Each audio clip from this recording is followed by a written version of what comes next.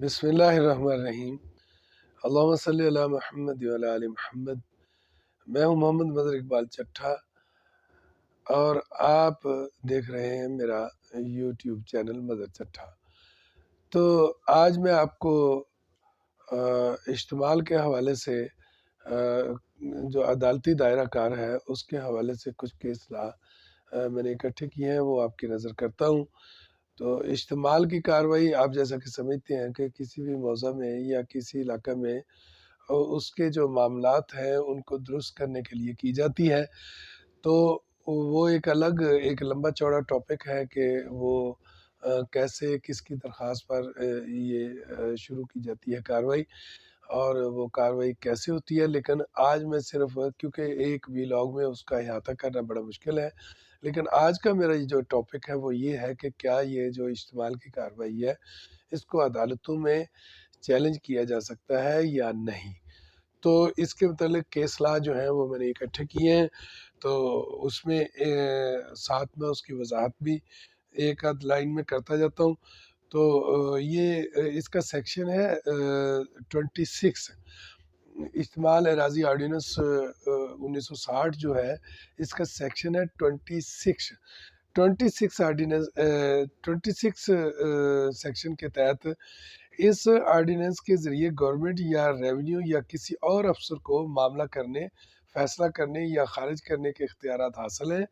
اس معاملہ کے متعلق عدالت دیوانی کسی مقدمہ یا درخواست پر فیصلہ کرنے یا اجرائے حکم کی غرض سے غور نہیں کر سکے گی۔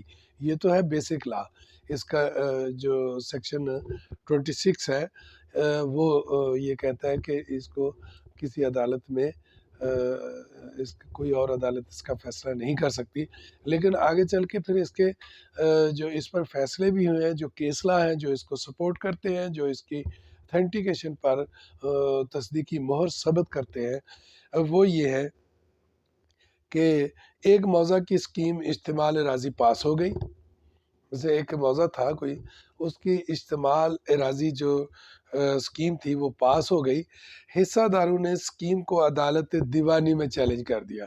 جو حصہ داران ایسے حصہ داران ہوتے ہیں جو معاملات کو، جن کو اعتراض ہوتا ہے معاملات پہ اور وہ آگے اس کو چلنا نہیں دیتے اور وہ چاہتے ہیں کہ عدالتوں میں یہ معاملہ پھنسا رہے، تو انہوں نے اس کو چیلنج کر دیا، اور جو کہ قانوناً دیوانی عدالت میں چیلنج نہیں ہو سکتی تھی، کیونکہ سیکشن 26 کے تحت یہ عدالت میں چیلنج نہیں ہو سکتی تھی۔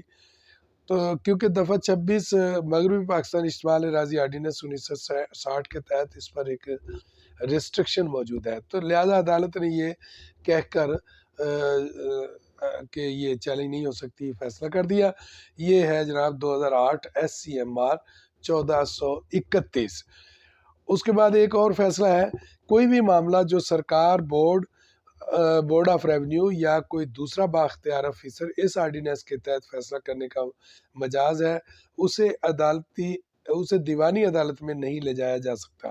ویسے یہ جو اسپیسیفک آرڈیننس ہے، جو اشتمال اراضی آرڈیننس 1960 ہے، اس کے تحت یہ اس کا مطلب نہیں سمجھ لینا کہ وہ کسی بھی معاملے میں عدالت میں چیلنج نہیں ہو سکتا، صرف اس اسپیسیفک اس آرڈیننس کے تحت۔ تو یہ کیسلا ہے 2000 CLC 1752 پیج۔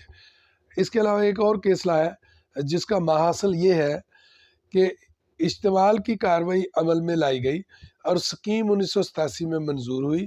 دیوانی عدالت کو اس سکیم کی صحت کے تعین کا دائرہ اختیار حاصل نہیں ہے۔ تو یہ کیسلا ہے جی 2003 YLR 3051۔ اب آپ کو بات سمجھ آ گئی ہوگی کہ اشتمال اراضی آرڈیننس 1960 کے تحت ایک بیسک لا ہے، وہ اس کا سیکشن ہے اس کا 26، جس کے تحت یہ کارروائیاں جو ہے عدالت میں چیلنج نہیں ہو سکتی۔ لیکن اس کے بعد جو ہے عدالتوں نے بھی اس پہ فیصلے دے کر اس پہ مہر ثبت کر دیا۔ اگر کسی جگہ اس طرح کی صورتحال پیش ہو کہ اشتمال اراضی کے متعلق یا اس آرڈیننس کے تحت اگر کوئی کارروائی کی گئی ہو اور اس کو عدالت میں چیلنج کیا جائے، تو یہ کیسلا آپ کے کام آئیں گے۔ اگر یہ معلومات آپ کو پسند آئی ہیں تو اسے لائک اور شیئر ضرور کیجیے گا۔ انشاءاللہ ملتے ہیں کسی نئے ویلاگ میں نئے قانونی نکتے کے ساتھ۔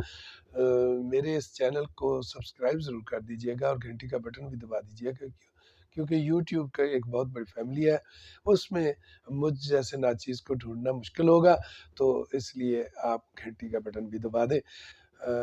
میں آپ کے لیے دعا گو ہوں۔ اللہ آپ کا اور میرا حامی و ناصر ہو۔